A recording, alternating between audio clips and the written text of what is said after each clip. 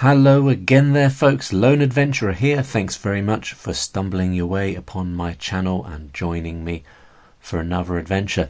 Today I'm going to be playing The Crows of Coppershell Bay, which is a new game from Paul Stapleton, who releases games here in the UK under the company name of Bedsit Games. And it's set in the world of Paul's larger game, Pauper's Ladder, which has been around for a few years and has just been released as a second edition.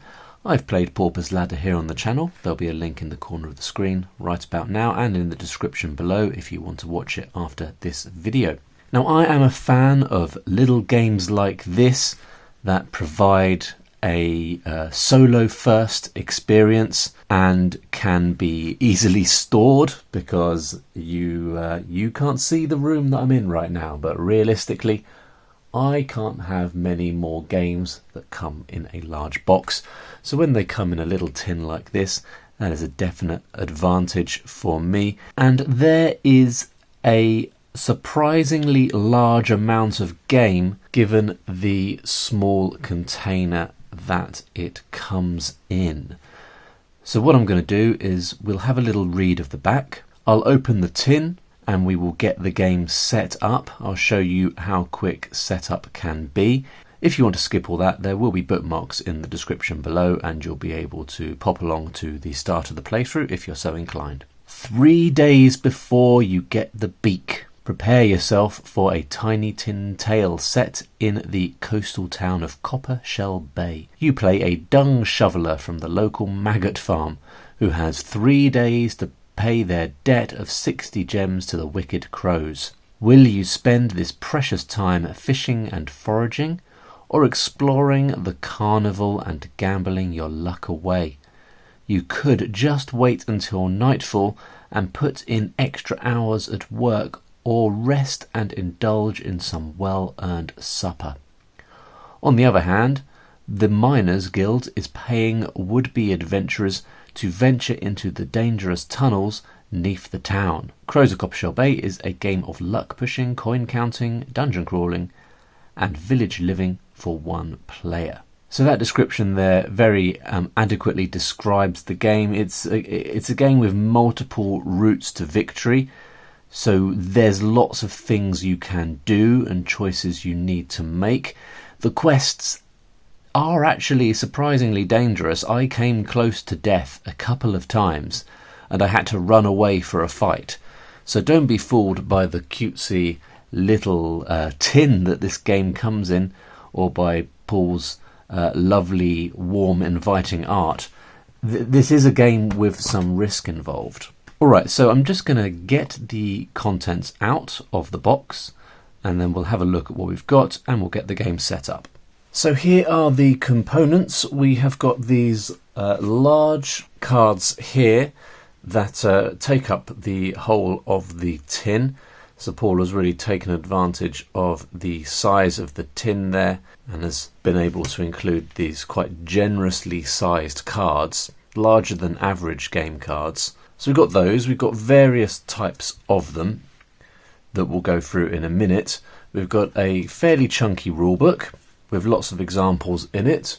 We have got these cards here, which are, hang on a second, these are different types. We've got a few special cards that I haven't come across yet, but you get those in certain situations. And then we've got the story cards. And these are cards that are used for all kinds of things during the game that we'll get into as we go. We've got these cards, which are the quest cards. We've got a couple of cards for when you visit the fun fair, different games that you can play in the fun fair. And initially I thought to myself, I don't normally do those things.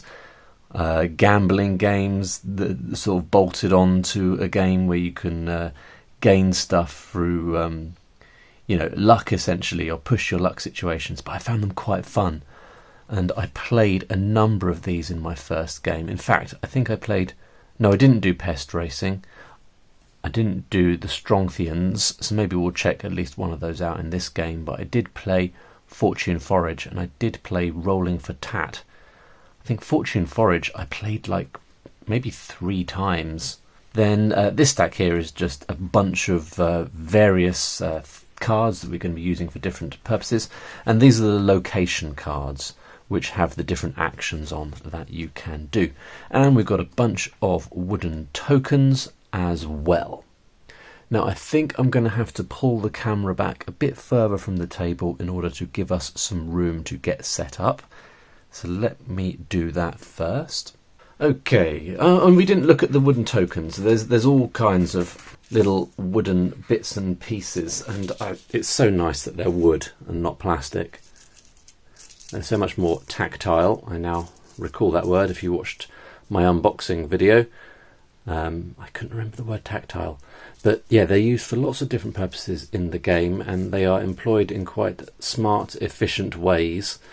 Yeah, so those are great. We'll pop those off screen for the time being. And then let's move, in fact, we'll move everything out of the way. And you need a dice. That comes with the game. Right, so we need our day tracker. That's going to go in the middle. And we'll use the day tracker to track time passing as the game plays. The game is split into 3 days of action. At the end of each day, well, at the end of the first day and the second day, you'll flip over and we'll have a nighttime round in which you can do a few different bits and pieces. And then when you get to the end of the final day, if you haven't visited the crows with 60 gems, then you will lose. You might lose anyway, but if you haven't done that, then you will lose. Now when I can hear the magpies, another kind of corvid, in my garden right now.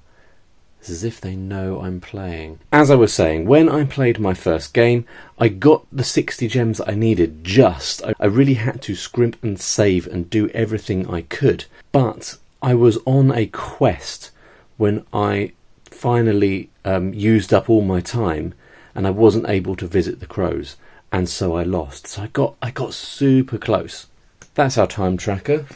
We have got a teeny weeny little sand timer, there it is, that we're going to use to track time on that. And then we're going to place the different locations that we need around there. So we've got copper sand, where we can go fishing and beach combing. We've got the scrapyard, where we can dig for materials and craft tools. We've got the carnival, where we can do the games, and you can also buy food or visit the seer. We've got the burrow glade, where you can go foraging and you can relax in the glade. We've got the chemist guild, where we can sell forageables, buy brews and craft brews.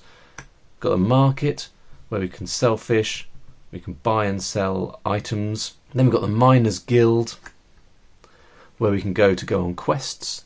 And then finally we've got the crow's nest, where we can pay the crows at the end of the game. Alright, that looks pretty good. I might just shift that over there, and then we can have the character stuff over here. Now each of these locations, apart from the crow's nest, including the crow's nest, when does the crow's nest get flipped? I think maybe that's just a more challenging side if you want to make the game more difficult.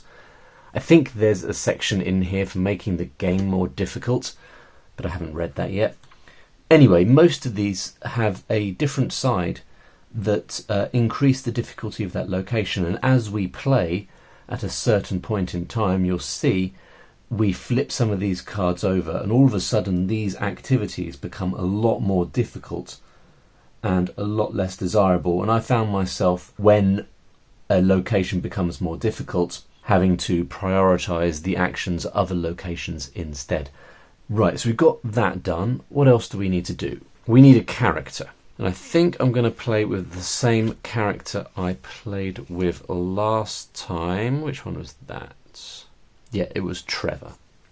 We'll play with Trevor again. So there are 4 characters. We've got Trevor, Olparpeth, Grelf, and Brabham. Always fantastic names in the Pauper's Ladder universe.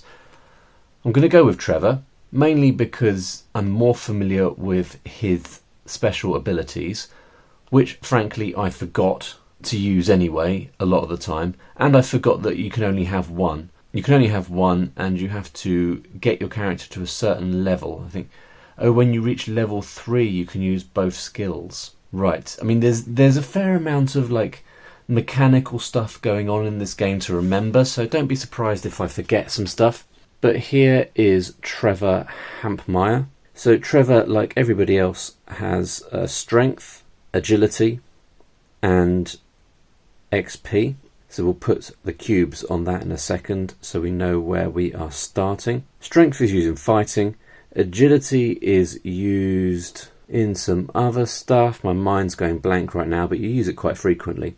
And then notice that we've got these little red exclamation marks on the agility tracker. We'll talk about those in a little bit. We'll talk about leveling up and XP as we are going. Yeah, so that's Trevor. Oh, his abilities. The first one is Scavenger. Whenever Trevor loots 2, 3 or 4, collect 1 extra gem.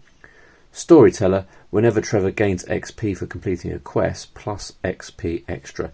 And we're definitely going to go for Scavenger, because that will get us plenty of extra gems, which, in addition to being what you're trying to collect to pay the crows and win the game, can be used to buy things, to offset other stuff in different ways. So gems are really valuable.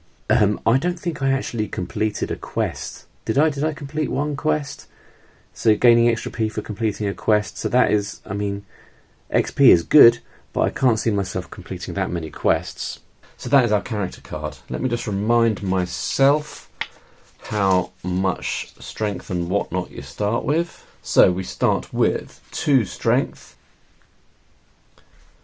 2 agility, and 0 XP.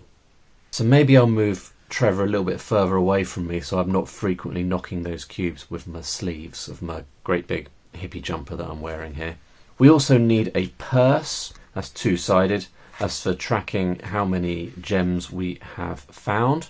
We've got a little tracker disc there, so I'll pop that to one side.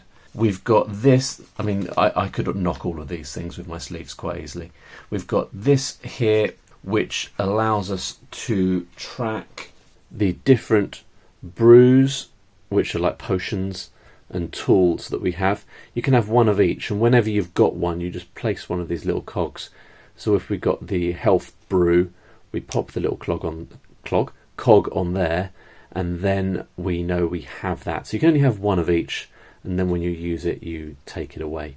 What else have we got to do? We need 4 life and 4 pep tokens. Pep is like energy, and our pep is represented by these little bolts here, and you can use those for re-rolling stuff, retaking stuff, and you have to use them up at certain points when you're sort of using energy, as it were. Then we can increase either our strength or our agility to 3. I'm going to go strength, which is what I did last time as well, because fights can be quite brutal, and Trevor doesn't have any particular fighting abilities. Trevor's got a starting item. It is this lantern. So the lantern, when you roll the die to resolve a random card, discard this to add up to 2 to the result. I don't think I had one of those cards in the last game, but there you go, we've got that. Then we've got a little guide there to some of the symbols. We've got our rule book. We've got our carnival activities. We've got our story deck. So this is shuffled. And actually, let me show you one of these cards. So the story deck has the main section where there's some kind of event or encounter or location that you are discovering when you're on quests. But the card represents more than that. Down here in the middle we have a sort of a little luck system. So you can use pep at certain times to draw a card, and if that says 1 or 2, then you get to add that onto your current roll or whatever it is. Then up here we've got symbols for fishing. Up here we've got symbols for items you can dig up at the quarry or whatever it's called, the scrapyard. Then down here we've got forageable items. And then over here we've got loot. So loot and items that you can gain when you're on quests. So the cards are very efficiently used to manage a whole host of mechanisms. And then we're going to pop this Story's End card underneath. And essentially when you get to the bottom of the story deck, a few things happen. So that sort of is another way the game tracks time and forces you to mitigate the effects of time passing. So I think that's it. We've also got these special cards over here, but I'll leave them up at the top. And we've also got these quest cards, which are super cool, but we will leave those over there until such time that we choose to do a quest. Oh, one more thing. We've got a little meeple that represents us. So there it is, that is us. So we'll pop him on the daytime tracker, and then we are ready to start. So the rulebook, in the section that describes what happens, what you can do at every location, is called A Guide to Coppershell Bay, and it's got quite a nice little introductory text. For your first game, I recommend getting acquainted with Coppershell Bay by visiting each location in numerical order. So, first stop by Copper Sand for a spot of fishing and beachcombing, then call in at the scrapyard to find materials for crafting tools. When you've done that, visit Bay Carnival to try your luck at one of the stalls. Then head to Burrow Glade to relax and forage before calling in at the Chemist Guild to craft some brews and sell any spare forageables. Finally, peruse the wares at the market and sell some fish from your rucksack, then swing by the Miners Guild to see if they've got any quests that need completing. So I didn't do that.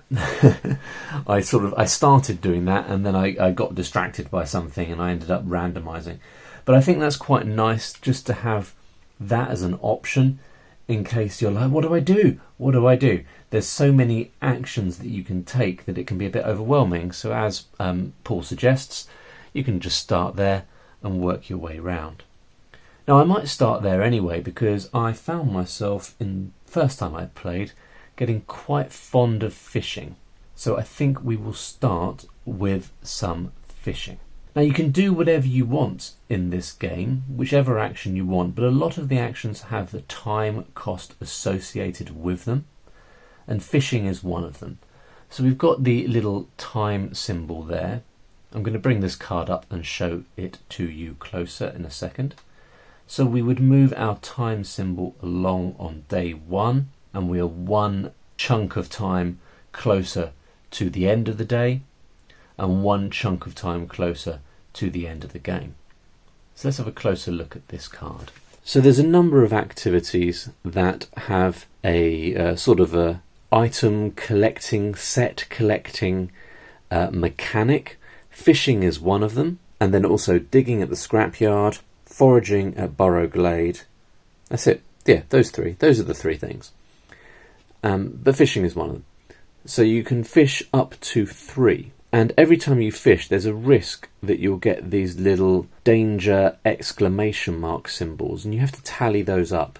So if there's 1 on the first fish and 1 on the second fish, then you end up with 2.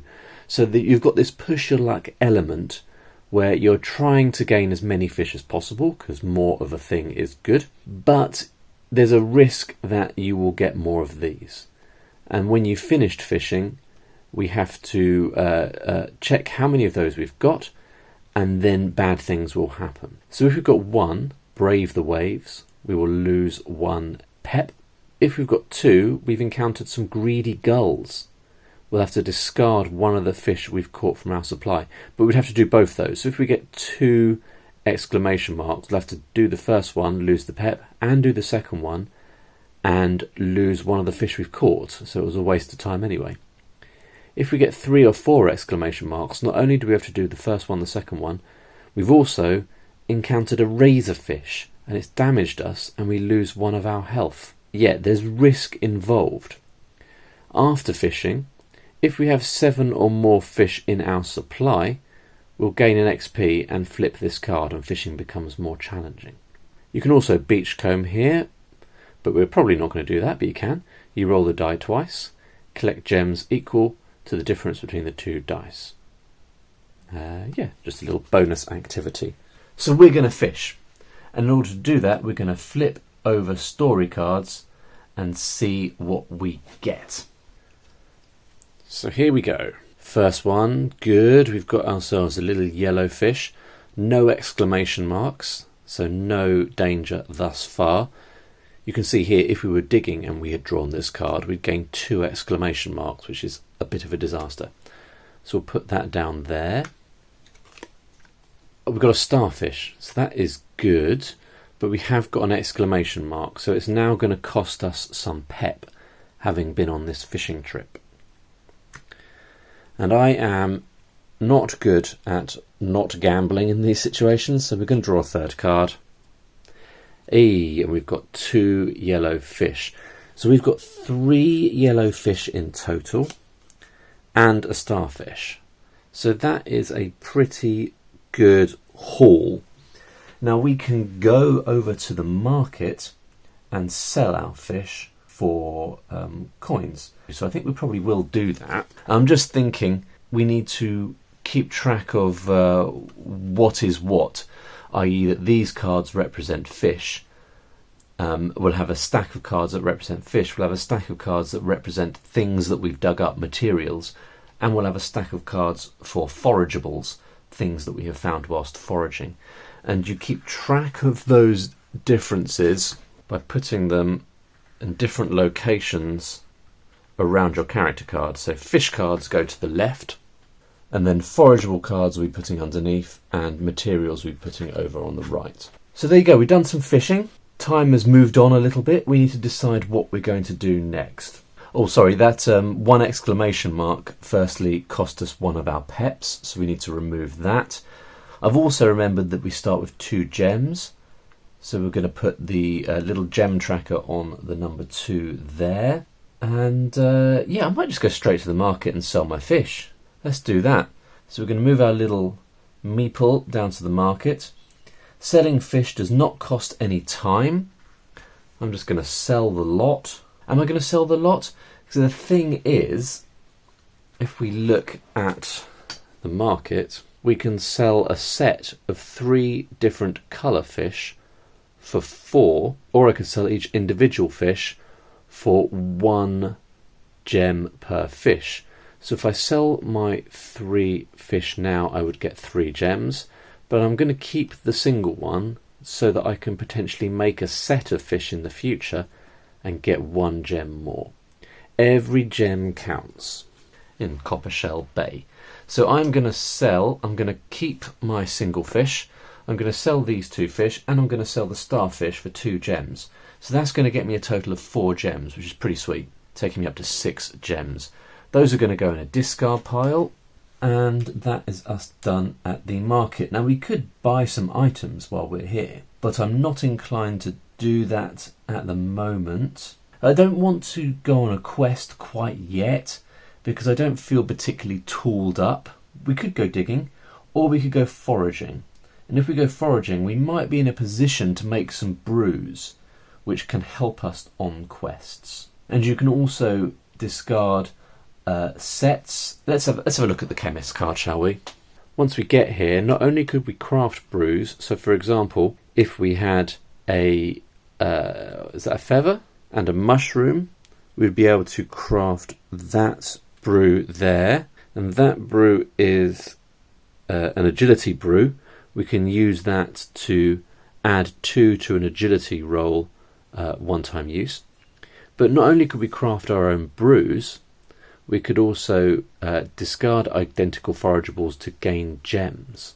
So I mean, if we had 5 identical forageables, which is very unlikely, we could gain 7 gems. So foraging, getting some items that way is definitely worth the time, because in the same way as fishing, foraging also takes time, and there's a risk involved, a similar risk. Here we go. Foraging for items. Firstly, it's going to cost us a time. And then, what have we got? Foraging, that is a berry. No danger associated with it. That's good. Been quite lucky so far. Let's go for another one. Ooh, a feather. And now we have got a exclamation mark. But I'm going to do another one because I like danger. And we've got another feather. That is okay, I guess. So because we had that exclamation mark, we need to discard one of our peps. Now, if you need to discard a pep and you can't, you have to discard a health token instead. So that's okay. We've got 2 feathers and a berry. You can't make anything with feathers and berries. So I think I'm just going to keep those things for now. Forageables we'll be placing underneath. Spread them out so we can see what we've got. While we are here, you can also relax in the glade. I think I'm going to do that. I'm going to relax. And so when you relax, you can either regain 2 pep or 1 health. I'm going to regain 2 pep. Back up to full peppage. I could do more foraging. Yeah, I'm going to do it. I'm going to do a little bit more foraging. And then, once we've done that, maybe we'll visit the carnival just to finish up this day. I don't think we're going to go on a quest until tomorrow. Quests are quite dangerous. I'm a bit nervous about going on a quest, but they are super fun and I think completely essential. I don't think you can succeed at this game without going on quests, which is the way it should be, really. Let's do some more foraging, though. What have we got? Ooh, straight in with an exclamation mark. That's not good, but we've got a little shell. And we've got a mushroom with no exclamation mark. That's good. Hopefully we can get away with one more. No. So now we're at 2 exclamation marks. But a bunch of shells and a mushroom. So it's not too bad. So we need to discard 1 pep. And we need to discard one of these cards. And obviously I'm not going to discard the one with 2 shells on. I'm going to discard this one with 1 shell on. And we'll keep our mushroom. And discard the pep. And so we now have 1, 2, 3, 4, 5, 6 forageable items. And it should be noted that after foraging, if you have 7 or more forageables in your supply, we would gain an XP and flip this card. So it's kind of a double-edged sword there. You will gain an XP, but when you flip the card, then foraging becomes a lot more dangerous, like a lot more dangerous. So yeah, I don't know whether it's worth the XP, whether you want to push for flipping these cards. Might not be a good idea, I don't really know. But now we've got lots of forageables, I think we can probably pop over to the Chemist's Guild and make something. We could make that might be a good idea. We could make the heart potion, which allows you to gain 1 life. We can't do that, we don't have the sap. We could do that, which is the agility potion, brew rather. That would be quite handy. Shell and a berry gives you this brew here. When you roll the die, discard this to re-roll it. For now, I think I might just make my heart potion. Oh, I've just realised if I do that, I'll be using this card that has 2 shells on it. And I only need 1 shell. Does that mean I lose the other shell? I might just have to look at the rules to work that out. Yeah, I think that I would lose the other shell, which I don't really want to do. I don't really want to do that, so now I'm in a bit of a quandary. Now I could, at the same time, make this. Maybe I should do that. So I can use 2 shells, 1 feather, 1 berry to make a heart potion, and this re-roll brew.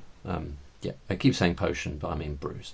So those are used, and I'm left with these 2 items here, these 2 forageable items. So I'll pop them back, and now I have a heart potion, and I have the re-roll potion.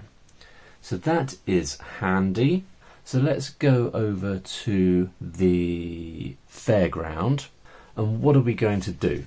Well, we're going to visit the stalls, which means you have to pay 1 time, which I just did as I was going there, and you have to pay 2 gems, and then we can play 1 carnival game. If we win 7 or more gems in 1 game, then we'll gain an XP and flip that card. So what are we going to do? Now, as I said, I do quite like the Fortune Forage, which is a bit of a gambling game. They're all gambling games. Or we could do Rolling for Tat, which I played and lost last time. So what we're going to do is we're going to roll the die and place a little disc on the item that we've rolled. We can then choose to roll again. If we roll again and we roll the same item, we lose. But we keep placing discs on there until such time that we chicken out or we roll twice. If we roll an item twice, then we get nothing at all, and then we can cash out at any point, get 2 gems for each item that's covered, and also add one of the items to our rucksack. So I think that's pretty good, because at the moment we haven't got many items, many tools. Oh, 2 of them, well, one of them we have got, 2 of them we have got, actually. But if you roll a 6, you get this XP potion, which you can't brew and would allow us to gain an XP. So this is what we're going to do. Here we go, rolling the dice. Shouldn't roll it over there, that's a bad idea. 5, so that's the heart potion, which we already have. Here we go. 3, what does that give us? The glove thing. So now, if we cashed out, we would get 4 gems plus an item, which is pretty good. But I'm a bit of a gambler, so we're going to go for 1 more. We're hoping for a 1, a 2, or a 1, 2, 4, or a 6. A 1. Okay. And I think we will stop there. So we get 6 gems. That's pretty good. 1, 2, 3, 4, 5, 6, taking us up to 10. And we can have one of these items. And I think it's going to be the little clock, which I didn't use in the first game, but I think that's going to be invaluable, because much as it is in life, in Coppershell Bay, the only thing you can't buy is time. And you need as much time as possible. I can discard this to ignore 1 time cost, and that's pretty cool. So there you go, that was rolling for Tat. We can do 1 more time worth of thing before the end of the day. I should have moved my meeple over to the carnival. Then we're going to move up to the scrapyard and we're going to dig for some resources, are we? I don't think we are. I don't think we really need to do any crafting, because the items that you dig up, the materials, can be used to craft tools. And we've got 2 of the 4 tools right now, plus we'll get another tool automatically when we go on a quest. But that said, I'm just realising quite how useful that timer is, the little time tool. No, we're going to go fishing 1 more time. Are we going fishing 1 more time? Or we could just go beachcombing. Let's go beachcombing, get some gems. Why not? Keep it simple. So we roll the dice twice, cost us 1 time. Roll the dice twice, and then the difference between the 2 dice is how many gems we get. 3, 2. Okay, that's not amazing. That wasn't really a good use of our time, but we've got 1 additional gem. And that is the end of the day. So what we're going to do is move our little dude down here, and it says, at the end of day 1 and day 2, flip this card, and if you reach the end with fewer than 60 gems, you lose. But we're not at the end of day 3, so we're going to flip this card, and we are entering into the nighttime phase. But I think we will tackle that in a second video, and we'll leave that one there. So there you go, folks, that is our first part of the playthrough of The Crows of Coppershell Bay. Awesome little game. I think you can already see we haven't even got into the quests yet. There's a whole bunch of stuff we haven't done. There'll be a link in the description down below to part 2, and there'll be a link on the screen very shortly to part 2 as well. I hope you will join me for that. Please do drop a comment down below this video if you have played, or you want to play, or if you think it looks like an interesting game in any way. If you want to see more adventures just like this one, do consider subscribing to my channel and hitting the like button. It takes very little effort and it really does make a difference, and I appreciate it when you do. Thank you very much for watching, folks. I'll see you in the next one. Bye for now.